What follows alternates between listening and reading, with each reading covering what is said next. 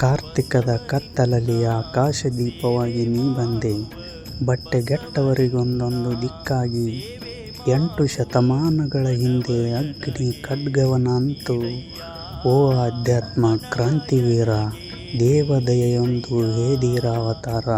ಶ್ರೀ ಗುರು ಬಸವೇಶ ಎಂದು ರಾಷ್ಟ್ರಕವಿ ಕುವೆಂಪುರವರು ಬಸವೇಶ್ವರರನ್ನ ಕುರಿತು ಹೇಳ್ತಾರೆ.